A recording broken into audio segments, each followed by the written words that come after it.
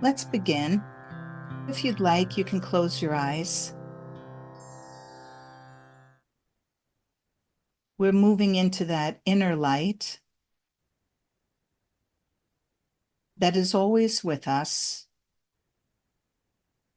trusting when A Course in Miracles tells us that we have an inner spark that can never leave us, that this spark is right here, right now.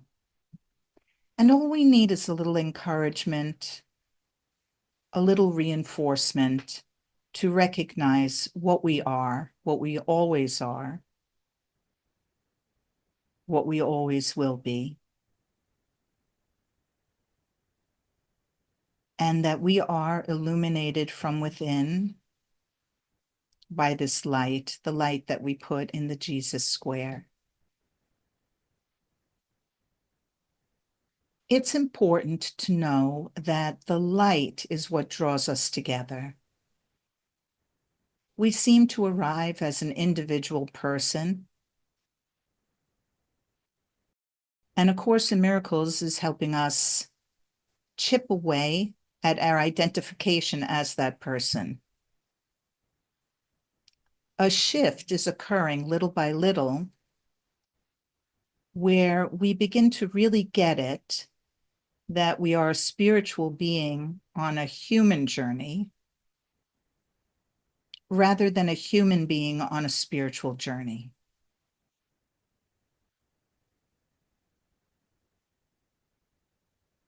We are a spiritual being on a human journey. And as we allow that shift, we know ourselves as an expression of God's light. In form, each of us has a unique fingerprint, a unique signature heartbeat. Yet, all of those unique signature heartbeats, all of these little snowflakes, are emanating from the same light source. And that light is what's moving through us.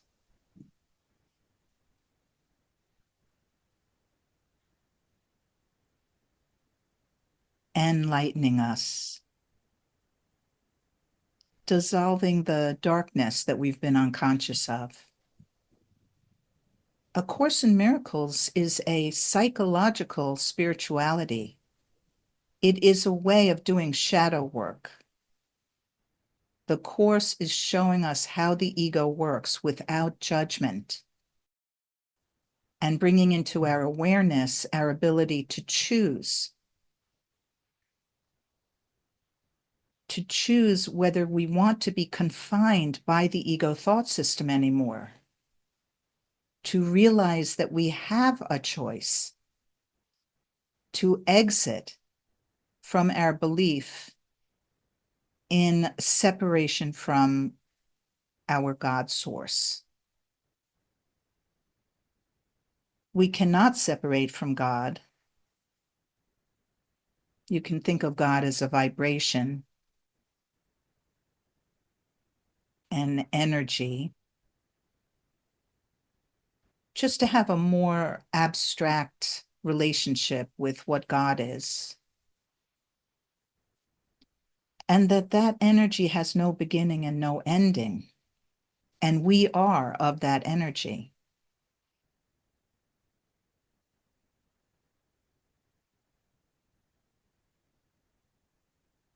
There comes a time when personal identity is not so compelling.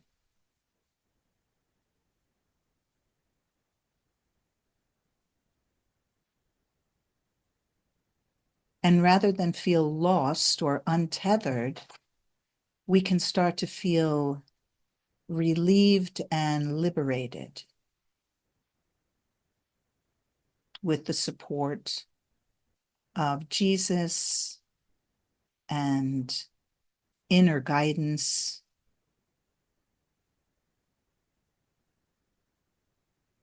and like-minded souls, such as are here today.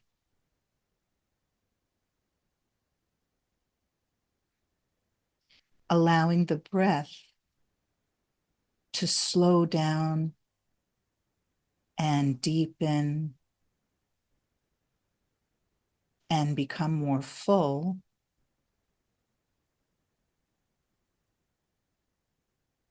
relaxes us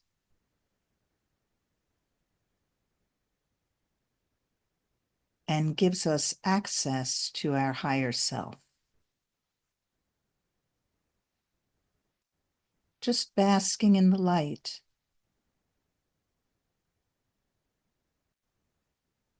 If something seems to be happening and it's pleasant, that's lovely. And if nothing seems to be happening, then we can just allow the development of trust, which Jesus talks about in the Manual for Teachers, to develop. We can trust that. And anything in between. There may be agitation, anxiety, fear, all of that is being seen in the light of pure being.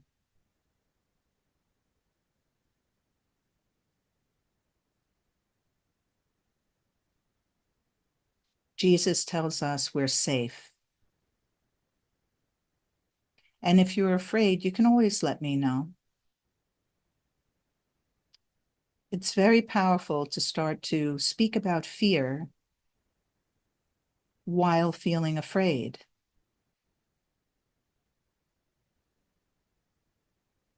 In my experience, it always dissipates fear to some degree, to speak about it openly.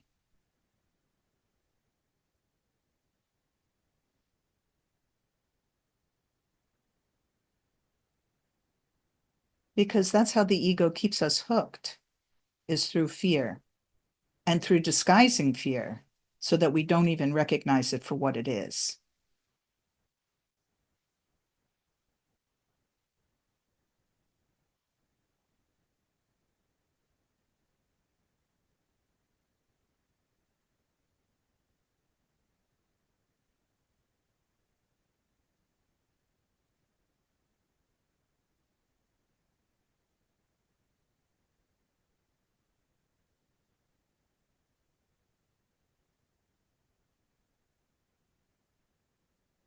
So we're here under the auspices of the Holy Spirit, allowing ourselves to be conduits for receiving the miracle, which is a healing. And the more we can tolerate being receptors of the Holy Spirit's love, the more that healing energy comes through us, and then it just radiates from us because that's its natural state, is to extend.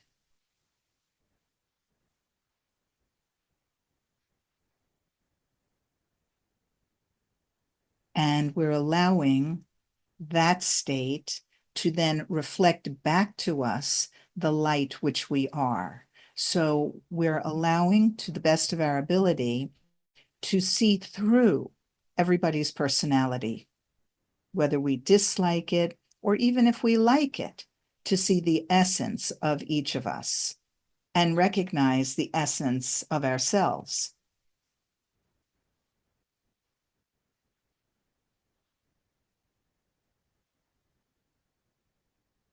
It's just an allowing. A Course in Miracles doesn't use the word surrender, but you could say it's a surrender.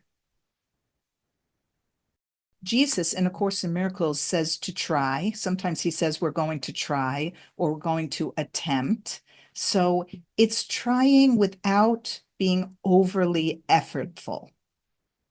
We're not straining.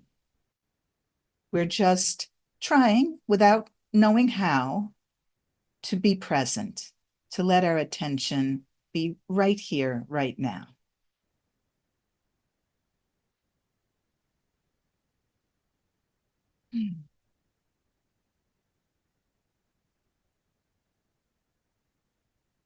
There's a beautiful state of ongoing well-being that you might be experiencing right now. I'm feeling it. It's just a beautiful sense of feeling good. It's all is well.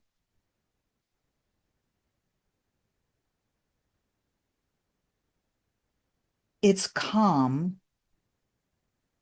You know, it's not a jumping up and down euphoria.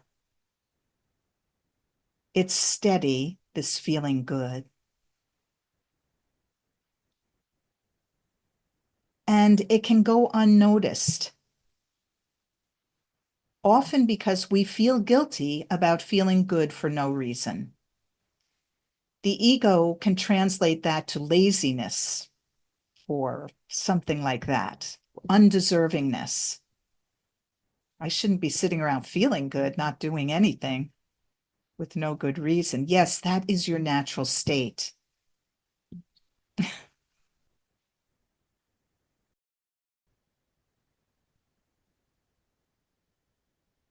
Now I'm going to take a moment to gaze with each of you. If you are in a beautiful state with your eyes closed, that's fine. I'm still going to connect with each of you.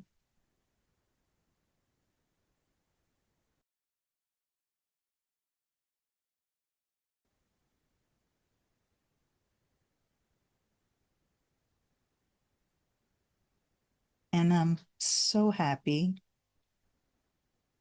to feel your hearts.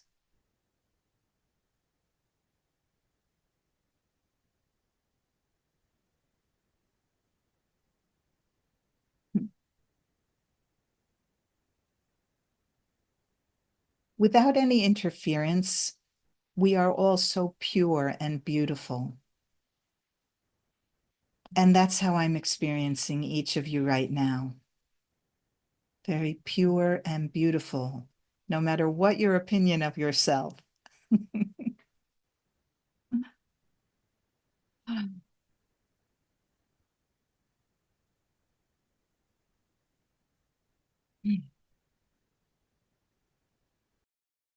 Last week, I believe we read through the hero of the dream in the text. And then we had a lot of questions and answers and did not actually get into breaking it out. So I was thinking we can go back, and this week, when each person reads a paragraph, then I can comment on the paragraph, and then we can move on to the next paragraph. Let's try that and see what happens. The hero of the dream.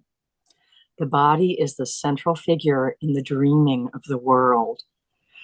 There is no dream without it, nor does it exist without the dream in which it acts as if it were a person to be seen and believed. It takes the central place in every dream, which tells the story of how it was made by other bodies, born into the world outside the body, lives a little while and dies, to be united in the dust with other bodies dying like itself. In the brief time allotted to live, it seeks 4 other bodies as its friends and enemies. Its safety is its main concern, its comfort, its guiding rule. It tries to look for pleasure and avoid things that would be hurtful. Above all, it tries to teach itself its pains and joys are different and can be told apart. Thank you.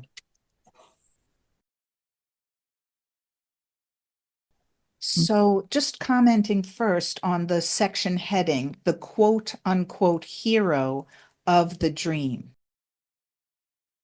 It's useful to know that the previous section was called the dreamer of the dream. And Jesus clarified for us that when we're fully identified with the ego, we believe the dream is happening to us, and we don't realize that we are the dreamer of the dream of this body and this world and this life.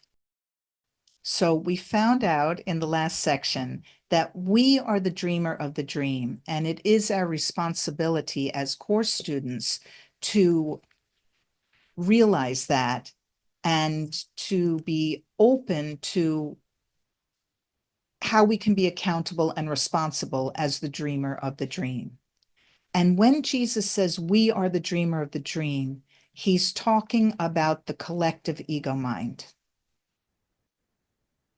He is not talking about each of us individually, but he knows that the collective ego mind has split and fragmented into countless bodies, and that each of these bodies has mistakenly taken on personal identity. So it's a state of mistaken identity, and little by little, we're starting to realize that. At first, usually it's just intellectual, and we begin to grasp the concept of taking ourselves to be a person. And then little by little over time, there's a process in which we're disidentifying with the person by withdrawing judgment about everything. And when we become a little less judgmental and a little less judgmental, we notice that things improve in our relationship to ourselves and other people, and issues, and sometimes addictions, and stuff like that. So the hero, the quote unquote hero of the ego dream, is the body. And the dream is a way of referring to what the ego is doing when it keeps juggling this idea that we have separated from God. I often get the image of a juggler, that's how the ego keeps the dream going. And when we enter the stillness within, we stop juggling for a little while. And that at first can feel very frightening until we get better at recognizing the voice of the Holy Spirit, which is always there, always there. But we've distorted that voice and believed the ego when it says the Holy Spirit's voice is a threat. So let's see how the ego does that. This first paragraph, the first few paragraphs, Jesus is describing how the ego operates to keep us hooked. The body is the central figure in the dreaming of the world. There is no dream without the body, nor does the body exist without the dream in which the body acts as if the body were a person to be seen and be believed. Now, other places in the Course, Jesus has told us that the body is a wholly neutral thing. The body has no agency of its own. But here he's talking about it as if it does. He has poetic license. The content of what Jesus says in the Course is always consistent, but the words that he uses and the way that he uses language can seem to contradict itself. When we sink deeply into the underlying meaning, we find that he's always saying the same thing. So just roll with it. The body takes the central place in every dream. So there's a collective ego dream that we all agree on, that we live on planet Earth. The planet has mountains, trees, and oceans. You know, there are things that we collectively agree on. And then there's what I'm going to call our personal dreams, where while we're identified as a fragment, as a person, we have individual lives with what the Course calls individual curriculums. The Course starts us with specifics, but it leads us towards generalization. And over time, we start to see everything that I thought was so unique to me, the way in which I felt lonely and misunderstood, everything that was different about my life. Everybody suffers, each in their own way, but everybody suffers because ultimately everybody feels separate from God and afraid we can never go back home. There's a process of generalization that's taking place.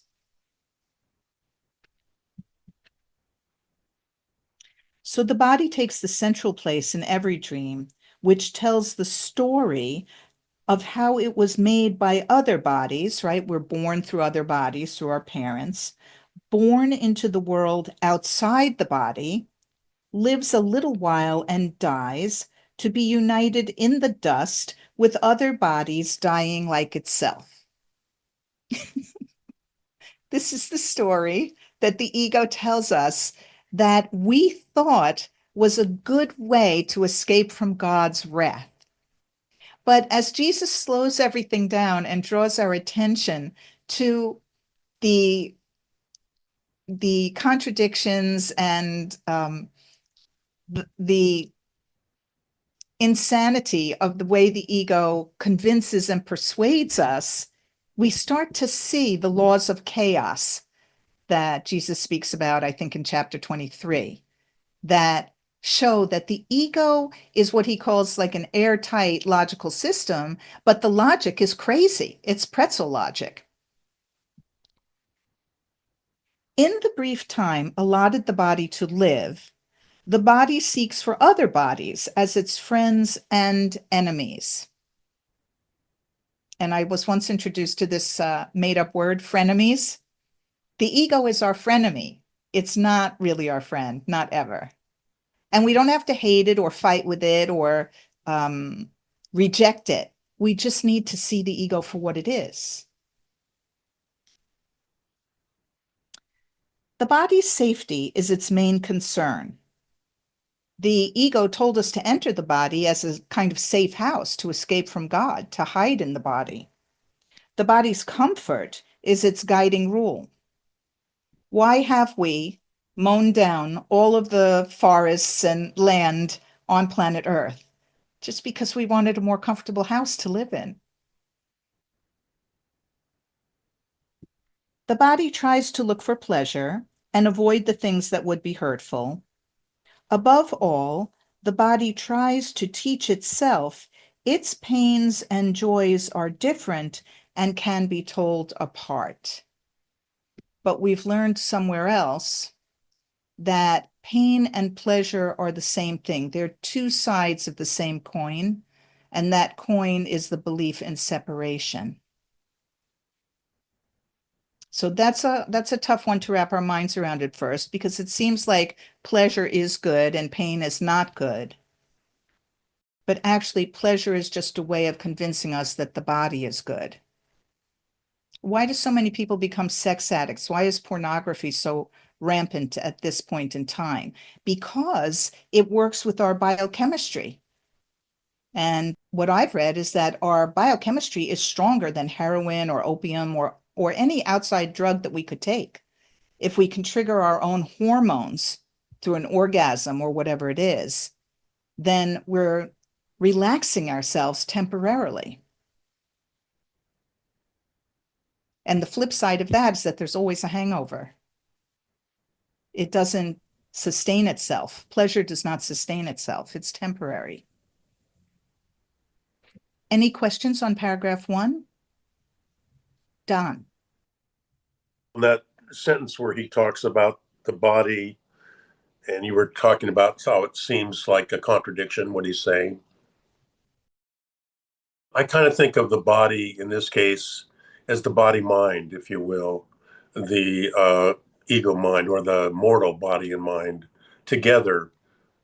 When you so in a way, it is consistent. It's just that if we focus on the body, meaning just the physical, and not on the I'm saying it in other words, and not on the fact. I think the fact that we have an ego mind. And I think that's what he's talking about there. Would that be a correct understanding? Yeah, yeah, I like the way you put that. It's when he tells us somewhere the body is a wholly neutral thing, and he also says at no point, at no single instant does the body exist at all. The only way that the body seems to be alive is because of the ego mind. Right. So yes, the body mind, the way you're putting it, I like that, Don, that he's really referring to the ego mind working through the body. Yeah. Okay. Thank you. Okay, John, would you like to read paragraph 2? The dreaming of the world takes many forms because the body seeks in many ways to prove it is autonomous and real. It puts things on itself that it has bought with little metal discs or paper strips the world proclaims as valuable and real. It works to get them doing senseless things and tosses them away for senseless things it does not need and does not even want.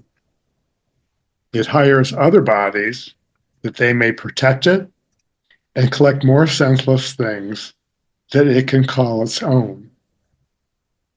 It looks about for special bodies that can share its dream. Sometimes it dreams it is a conqueror of bodies weaker than itself, but in some phases of the dream, it is the slave of bodies that would hurt and torture it. Thank you. Yeah. And one reason that we read these over and over again is that it really takes a while for the underlying wisdom of the course to sink in. So we're using repetition to reinforce the light language that is underneath the words of A Course in Miracles. And to a large extent, it's just hanging out together and being sponges so that we're absorbent and we're just open to absorbing this wisdom. We don't have to fully understand every word. The dreaming of the world takes many forms. So the Son of God mind follows a tiny mad idea that arises in God mind that we could separate from God, and that becomes the dream. The Son of God mind, in following that idea, you could say, falls asleep. And that's the dreaming of the world.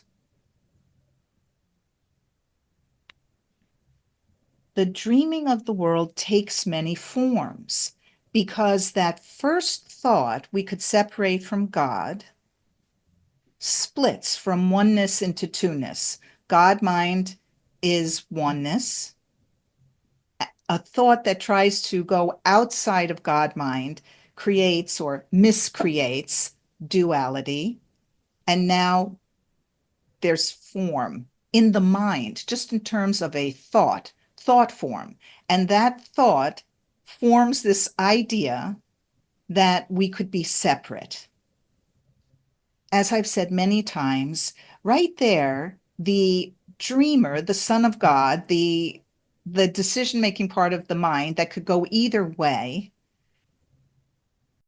becomes imperative to the ego that it hooks the Son of God, or else the Son of God might just be like, that was interesting, just returns to God mind, and that's that.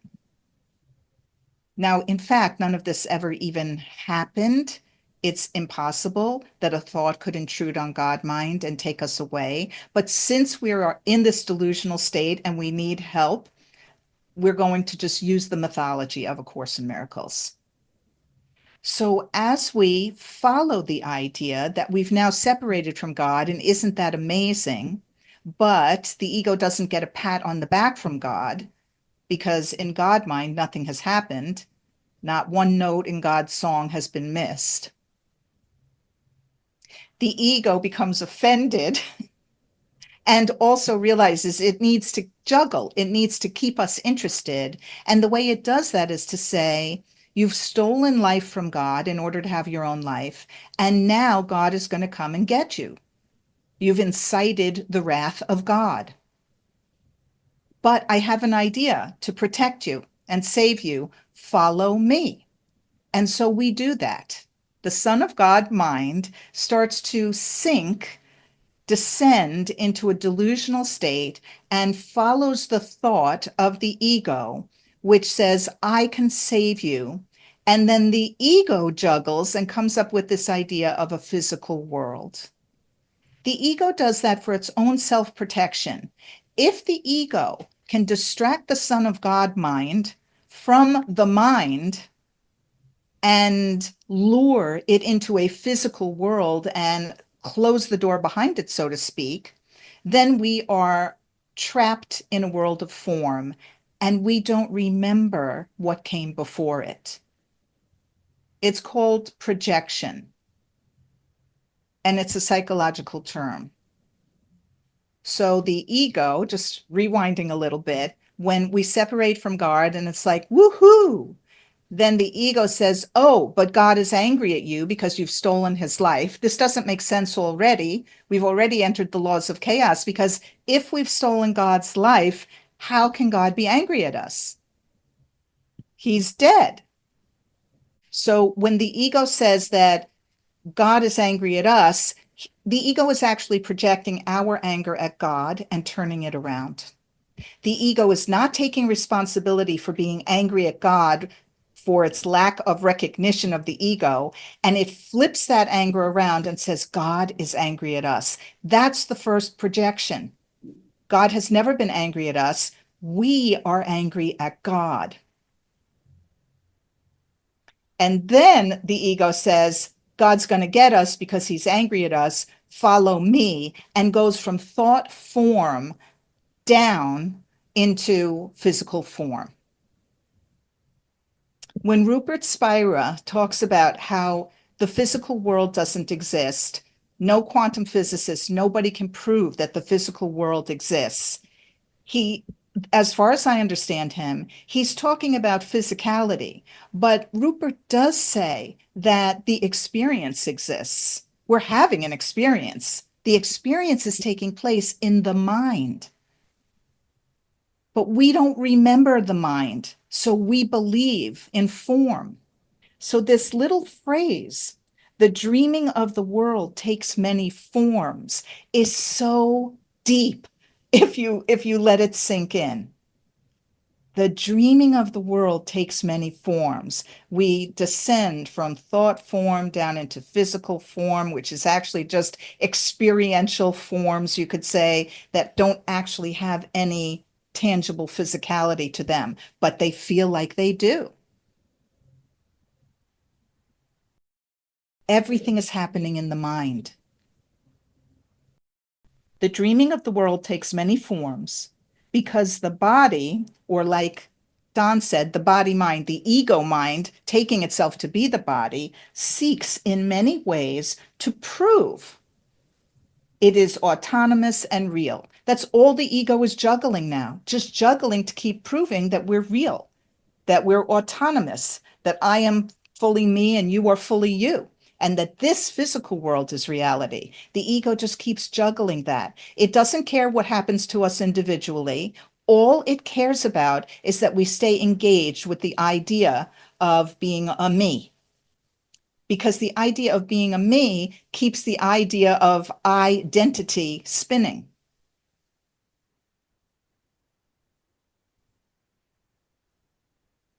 The body puts things on itself that it has bought with little metal discs or paper strips the world proclaims as valuable and real. This is how Jesus sees it. It's so funny. And it's so funny that this is dated, and we hardly ever even use coins. Forget about coins. I rarely have any cash money in my pocket.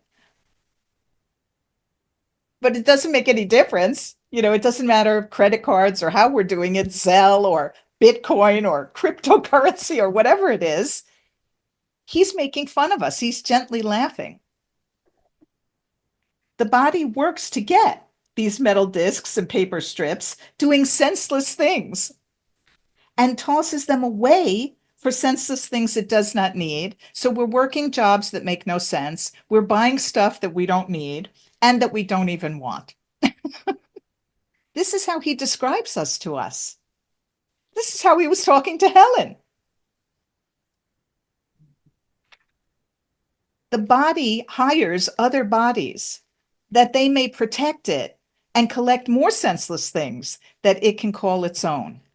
So how do we protect ourselves? We, put locks on our doors, we get insurance, health insurance, homeowners insurance, bodyguards. However, the body mind, the ego mind, looks about for special bodies that can share its dream. We fall in love. We have romantic relationships. We join clubs. We get together with people who like the same stuff we do, and we do stuff together. Sometimes the body dreams it is a conqueror of bodies weaker than itself, right? I mean, humankind has been doing that since the beginning of time.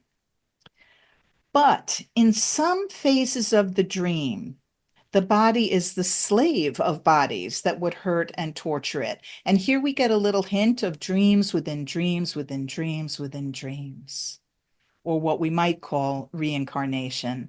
So Jesus is pointing out, you feel like the victim, but in a world of duality, you can't just be the victim. You've also been the victimizer. And ultimately, you're going to come back to the recognition that you're the dreamer of the dream and that you're the one who's made up this game of persecutor and victim, on and on and on and on. And that even when you seem to love somebody, that because you have to protect the body, love is conditional here. And we have to get really honest with ourselves. And at first, that can bring up a lot of shame and a lot of resistance and a lot of anger that I don't want to see myself as a perpetrator or a persecutor, or I don't get what Jesus is getting at. But eventually, through generalization, we begin to realize that's just human nature. That's just how the ego mind works. And I don't have to judge it. There's a way out. There is a secret to salvation. And Jesus keeps telling me what it is. And I keep forgetting because one of the ego's most potent tools is forgetfulness, unconsciousness. That's what happens. And you can see it in your daily life. You might be told, it would be good to take a vitamin supplement every day. And you want to take it and you buy it and then you put it in your cupboard and you forget to take it. We forget to do things all the time. So, we can tiptoe in and take a look at ourselves and go, oh, yeah, forgetfulness is a thing, actually.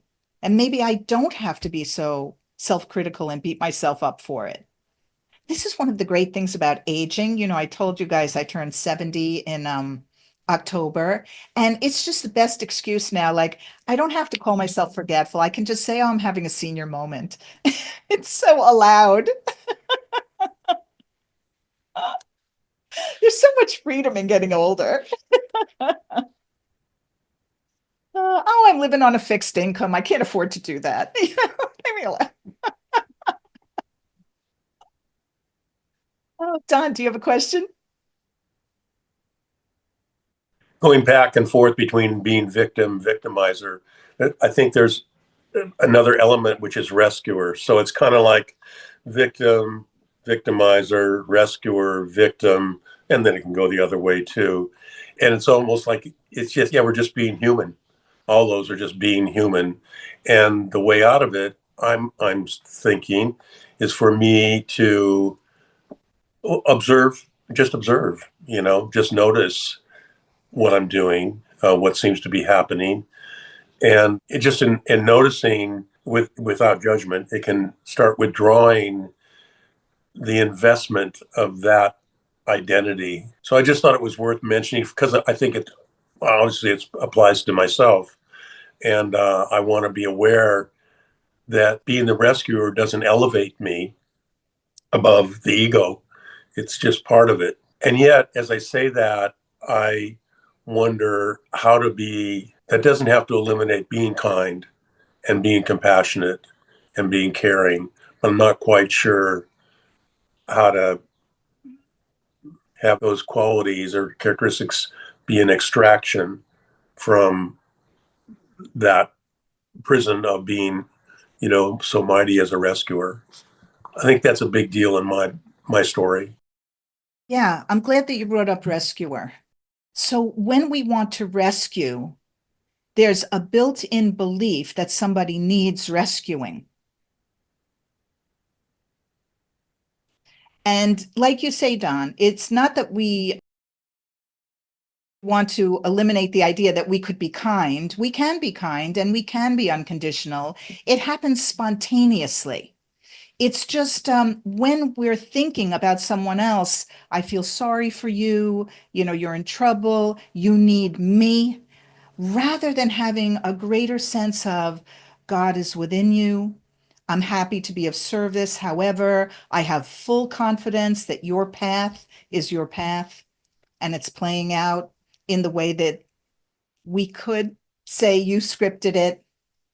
It's not really that we individually script ourselves as much as the collective ego just blew up a gazillion stories that each of us is playing out as a fragment of the collective ego. But we don't have to get into that right now. It's just really helpful to go inside and find out, where am I coming from with this rescuing?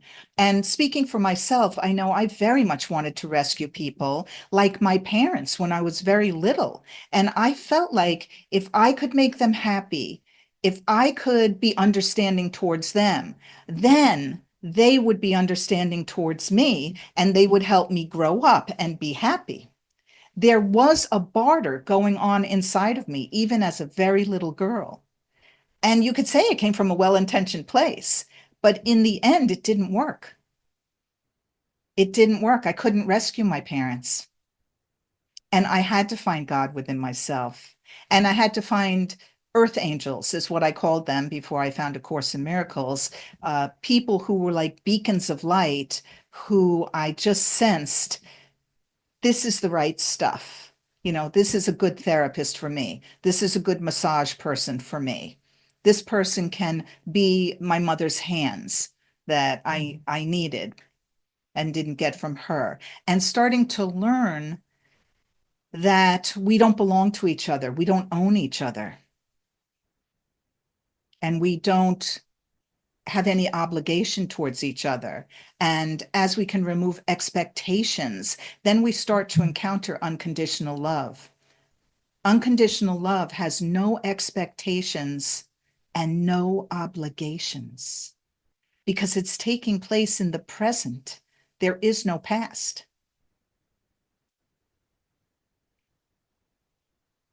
That's a high ideal. It actually works. However, in the process of being a person, of course, we're going to factor in our special relationships and how to evolve through them. Yeah, it can be nuanced. Chaz and then Brooklyn. I wanted to share, I had a felt experience, really caught me by surprise. Suddenly I recognized that victim, victimizer, any of that can only happen to a separate self. So what I saw was, say, an individual suffering. Well, it's pretty subtle, but what can suffer? Only a separate self. So, these difficulties can continue to give me a sense of, oh, I'm separate and I can rule my world. It's hard to put into words, but when I recognized, I felt like I was in a high school play. And what do you mean by you felt like you were in a high school play? Well, to recognize, okay, so I've been practicing everybody's my innocent sibling. And I think of the dream in this life, I think of it as a low budget high school play. And I continue to develop gratitude for my Academy Award winning good guys and bad guys. Uh-huh. Yeah. And the reason it's low budget is that I just didn't want to, you know what I mean? I'm starting to see behind the scenes. Yeah. You know what I mean? Boy, seriousness, I can now feel how that seriousness is based on separation. Yeah. So thank you. It's just so much fun. It is. I'm so grateful for the course. Yeah, and I know that you don't say that flippantly. No. I know you've been through a lot. And so you're speaking from the depth of experience of having suffered. Yes?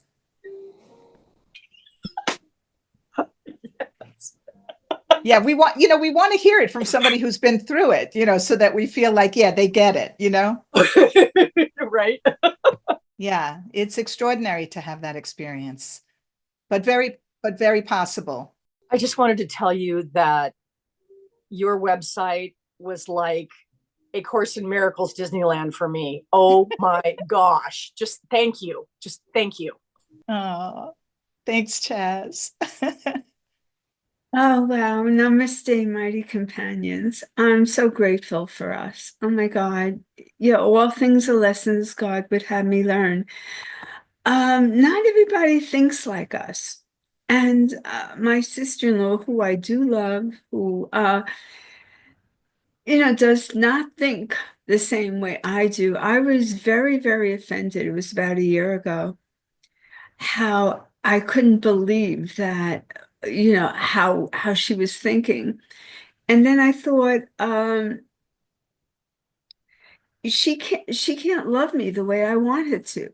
But then how many times couldn't I love someone the way they wanted me to? And I went, accept him as he is and seek not to make of love an enemy. That's Mm, If I could forgive someone for acting like an idiot, I could forgive myself for acting like an idiot.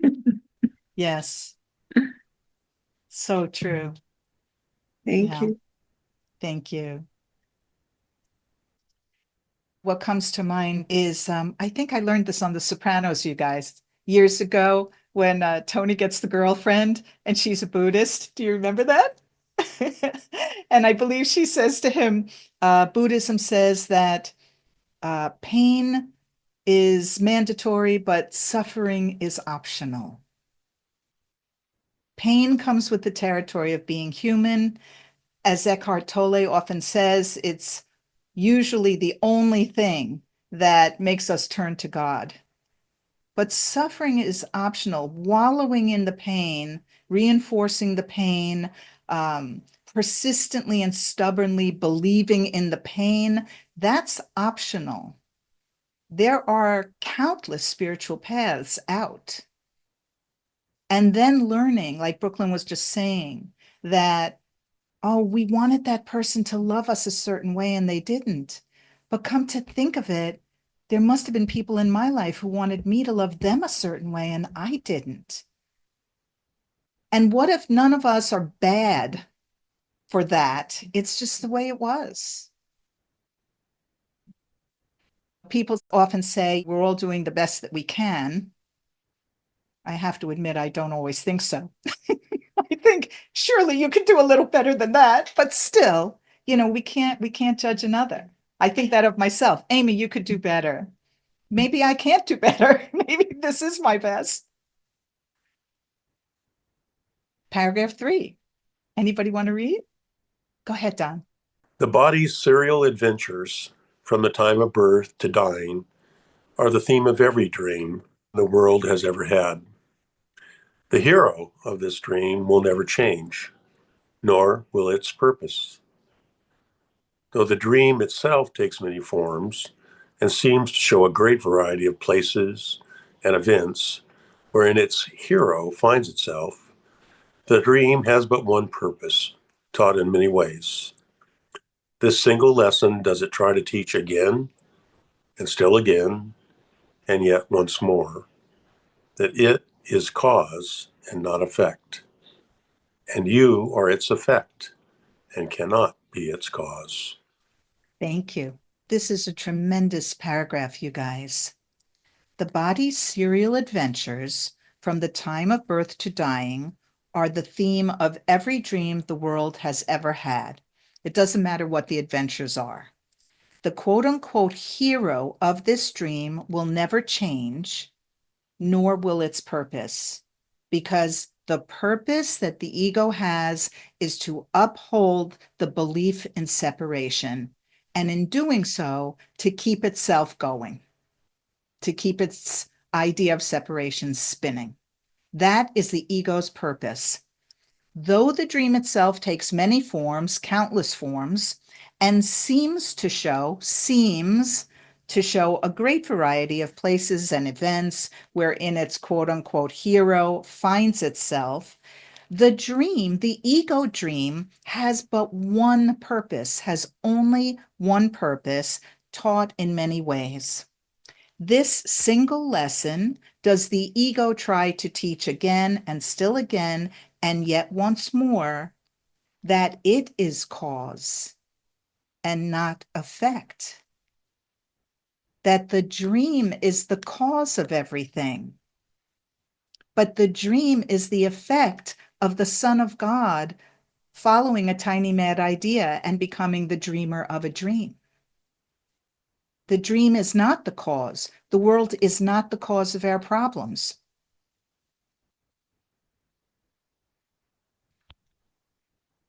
And you are its effect and cannot be its cause. When little kids stamp their foot and say to their parents, I didn't ask to be born. Yes, you did. And you, if you go the soul level route, before you were born, you chose your parents and your soul cluster and the people you were going to hang out with in this lifetime and learn your lessons from. And you showed up for that. And so did they. And you had agreed upon roles before you came into this lifetime, and you're playing them out. That's one way of looking at it. But we are definitely the cause as the dreamer of the dream, and not the poor innocent victim of the world and everything that the world has to offer. And this is a very radical, different point of view. According to Ken Wapnick, and he was much more well-schooled than me, any other spiritual path that he had ever come across. That the world is not a nice place. That infants are not innocent. They're not little blank slates. They're not.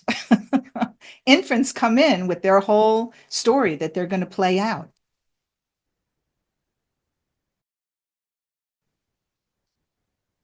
So this is profound, to find out and start to take in that the world is not just happening to poor little old me.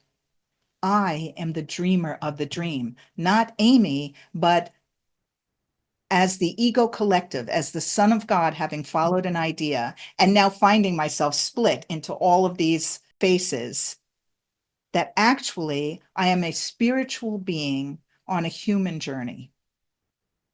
And I can keep referencing upwards so that I am an expression of the Holy Spirit's right-minded, happy dream, which is all a state of mind. It has nothing to do with manifesting in the world.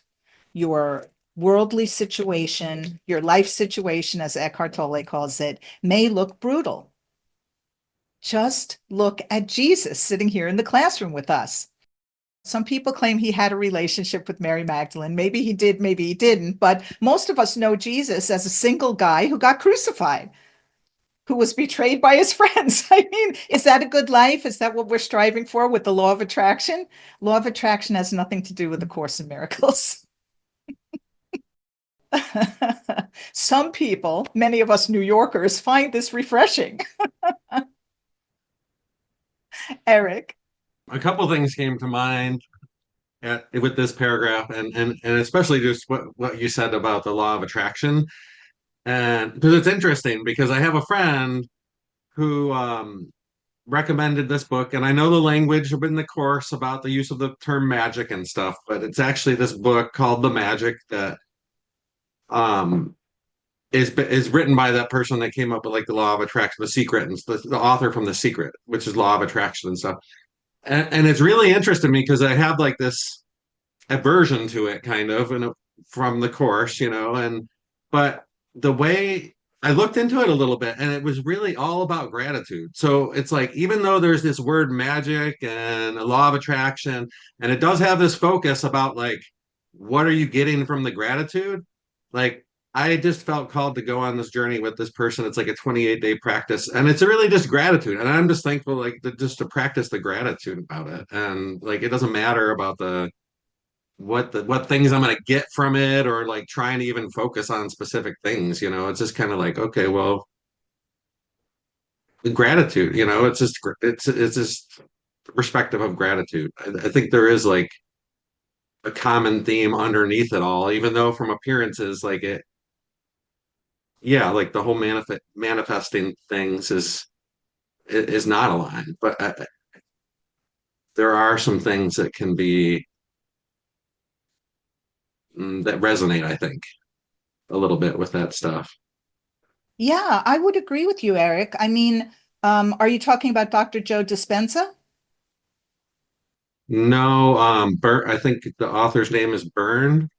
Well, that's okay. It doesn't really matter who. So, yeah, let me not throw out the baby with the bathwater. First of all, we can be drawn to all sorts of things that are complementary to the Course if you consider A Course in Miracles your primary spiritual path. And that's part of your individual curriculum. And, I love the smorgasbord of all the offerings. And so I have, tasted many, many, many different paths, including manifestation and law of attraction. What I've found is that A Course in Miracles is actually, rather than giving us affirmations, it's giving us truths. And so it's saying, you are a holy son of God. And I'm not repeating it in order to convince myself. I'm sinking into it and discovering it's true. So for me, that's the nuance between trying to make something true and sinking into a truth that's already true. I am provided for, I am prosperous and abundant, not because as a human I want more money, but because I'd like to settle into feeling the magnificence of what I am. And then being a conduit for that to extend through me. So that's just I guess, the pivot that has occurred to me over many years. Thank you. One of the other things that came up for me, it's interacting with other people and people that may not share these beliefs, and not like I'm an effect of the world, like their viewpoint seems to be like I am effect of the world. And then sometimes these conversations or things come up where it's like I hear what you're saying, but basically like you don't care about the suffering that's happening in the world, and like this need for like doing something externally. And then the term like spiritual bypassing comes up and stuff. So it's interesting. Like I don't have any answers, and I mean, I personally believe that spiritual bypassing, it's impossible to tell. And you could look at two people doing the exact same thing, and one might be bypassing and one might not be bypassing. But it's interesting on the level of just like practice and experience, I guess. And I think it's helped me like kind of tune in and be like, well, what is this for? Is this for me or not? And that acceptance, like, okay, well, I know my truth. I know like how I'm feeling. So it's okay, it's okay to disagree in that area or whatever. Yeah, that would be the deeper understanding of the Course, is for it to be okay to disagree, that I'm not going to judge you for the way you're seeing things. I can only work on me. And the Course actually teaches us transfer of training. And it is to tune into the light and become imbued with light, and then allow that light to come back to the darkness. So we bring our darkness to the light, to the Holy Spirit. We open to receive that healing. The light streams through us into the world, extending miracles to more than we'll ever know.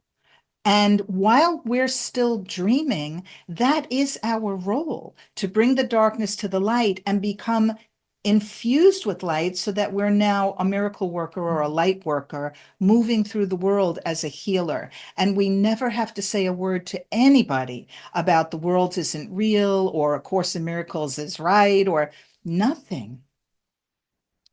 And we become more and more attuned to what somebody else needs. And we know ourselves to not have to play God with that other person, but simply to be in touch with, I'll call it, this inner light, so that whatever needs legitimately can be met through us are. But it is a big missing link, and it would lead to spiritual bypass to think that while I'm still experiencing myself as a body, even as I disidentify, even as I have an experience like Chaz was describing, that I still seem to be here. And so what is my purpose? Purpose is everything in A Course in Miracles. Well, my purpose is to be an extension of love. And I'm certainly not going to do that by putting down somebody else's path or insisting that my path is right, that none of that is a real understanding. Yeah. It's good to talk about this. I'm just giggling because this is why it takes so long to get through a section, but it never matters. It doesn't matter. Brooklyn, is your hand up? I just want to say, I step back and let him lead the way. You know, I hear A Course in Miracles with so many different stories. Bashar, you know, even he's my favorite alien. You know, whatever, you know, resonates, whatever brings you home, whatever story is, but I love the smorgasbord too. Yeah. Yeah, I know other people here who like Bashar. Oh, I love him. Yeah, there's so many. I think we're up to paragraph 4. Thus are you not the dreamer, but the dream. And so you wander idly in and out of places and events that it contrives. That this is all the body does is true, for it is but a figure in a dream. But who reacts to figures in a dream unless he sees them as if they were real? The instant that he sees them as they are, they have no more effects on him, because he understands he gave them their effects by causing them and making them seem real. Thank you. So if we really let this paragraph in, it can really be a whammy. Jesus, sitting right here with us, says to us, thus are you not the dreamer, but the dream according to the ego. The ego is playing you. The ego is saying that you're the dream. And while you believe the ego, you wander idly in and out of places and events that the ego contrives. That this is all the body does is true, for the body is but a figure in an ego dream. But who reacts to figures in a dream unless he sees those figures as if they were real? So he's really nailing us with, this is not real. The ego's telling you it's real. And what is the ego? Who are you going to listen to? The instant that the dreamer, you, sees the figures in the dream as they are, the figures in the dream, the bodies, will have no more effects on you, because you understand you gave them their effects by causing them as the dreamer of the dream and making the effects seem real.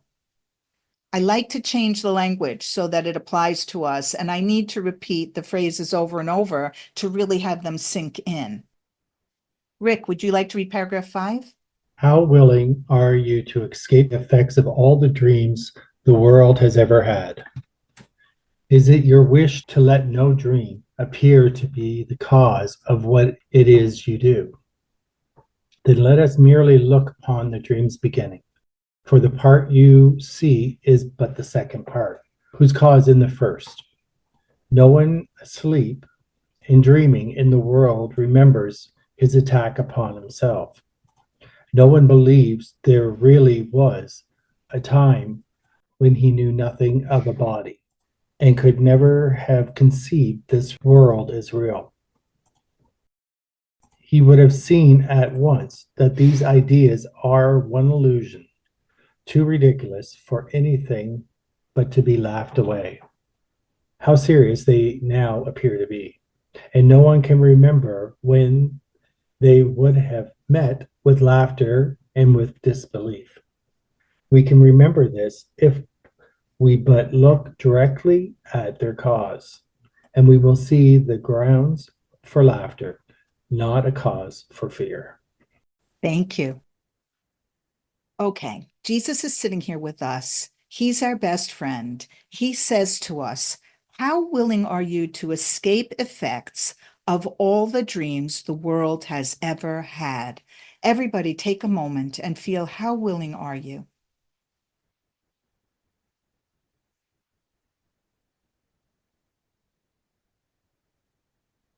Just allowing yourself to feel whatever you felt.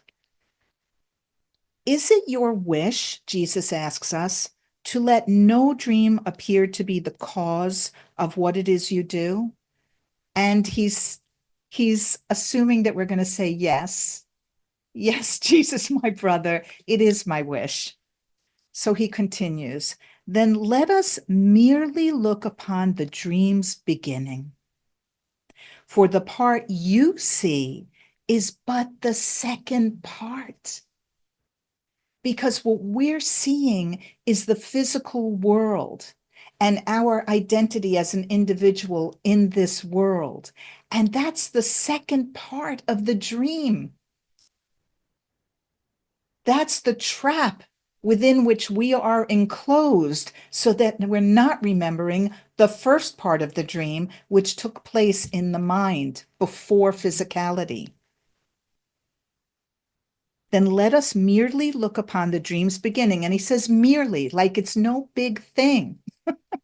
We're just going to tilt up. It's like we've been looking at the ground the whole time. And he says, look at the horizon. Just pick your head up. Okay.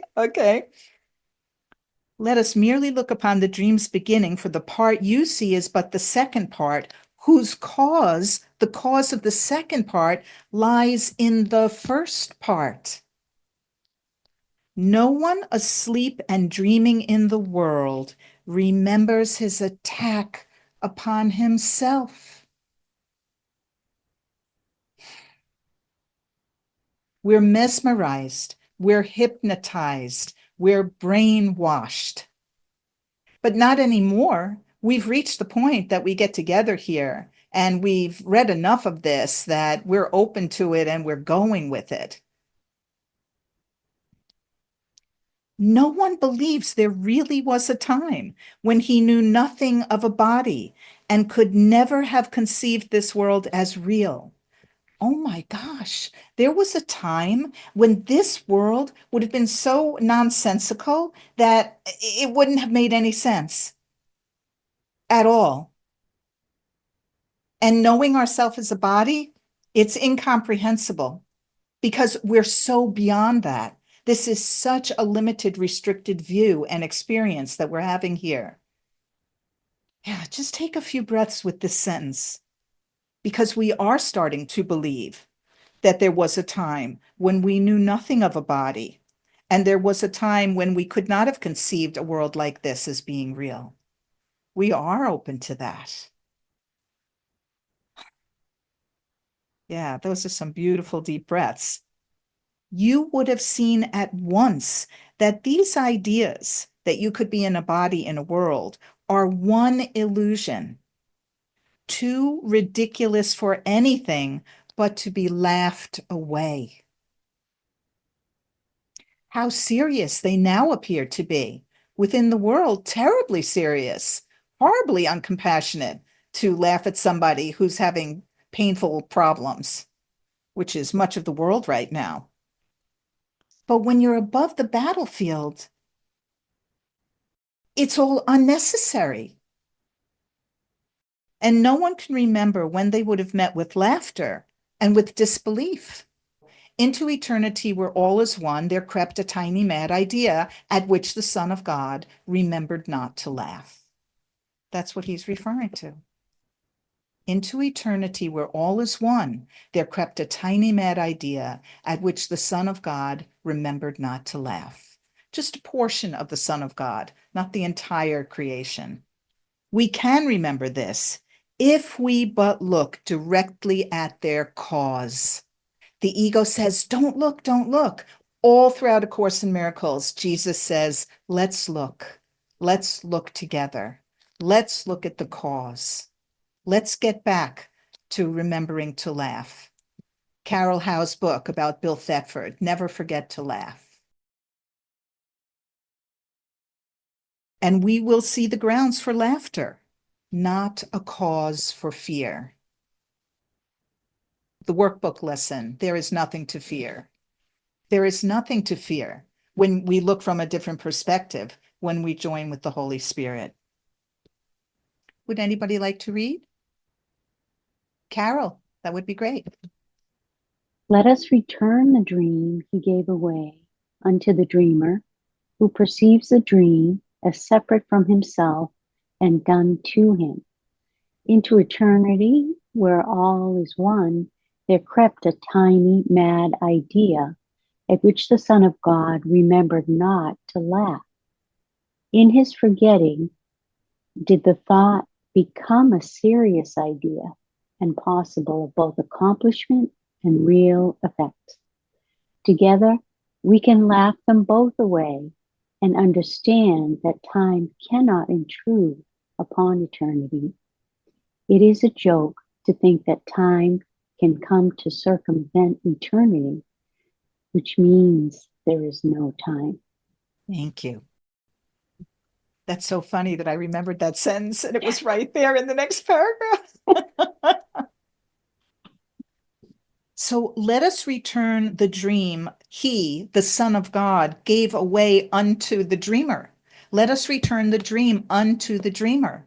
The Son of God has given the dream away. I don't want it. It doesn't feel good. He has to take it back.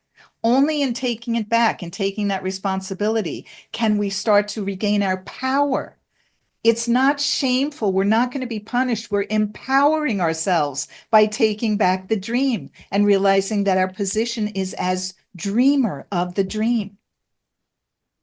Let us return the dream he gave away unto the dreamer, who perceives the dream as separate from himself and done to him, who perceives the dream as separate from ourselves and done to us.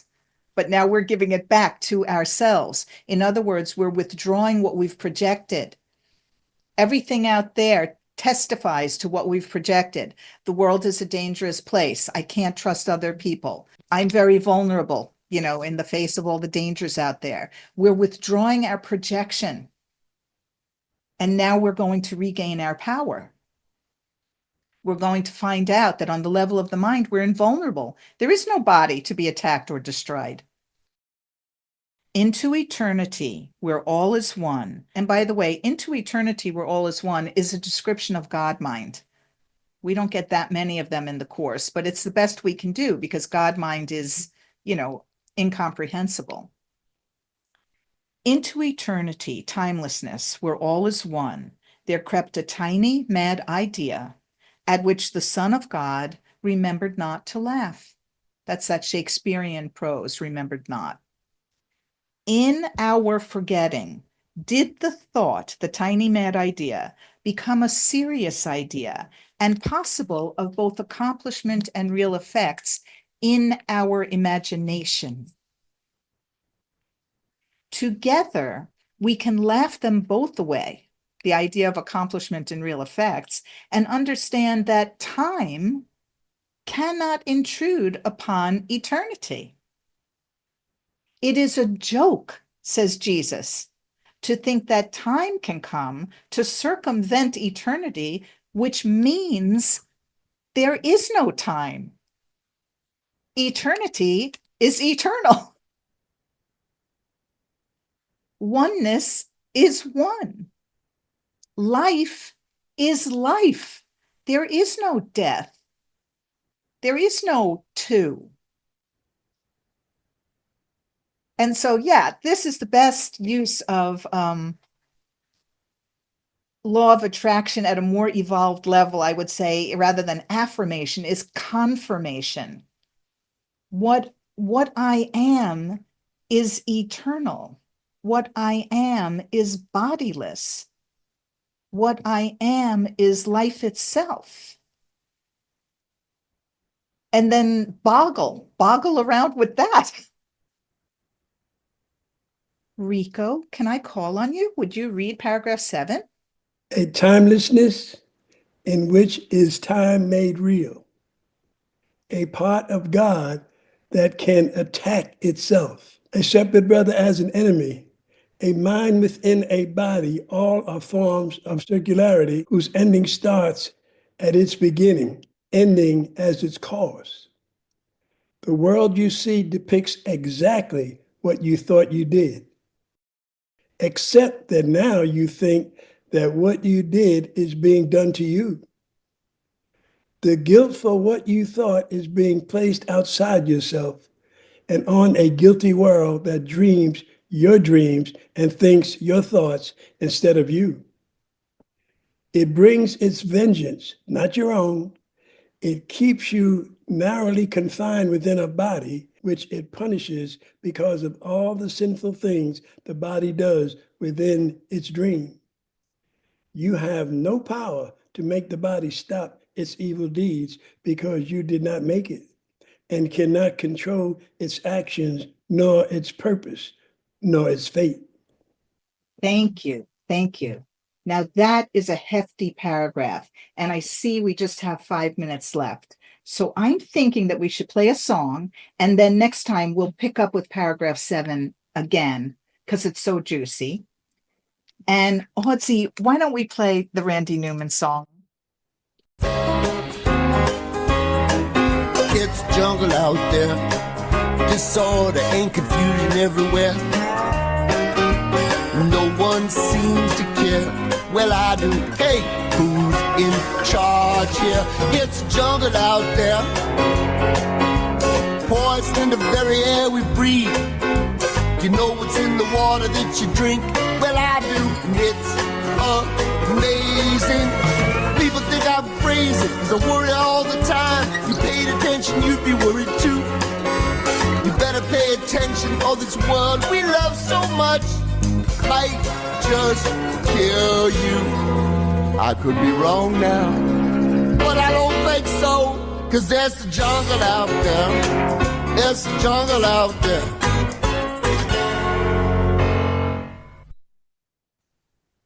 Wow.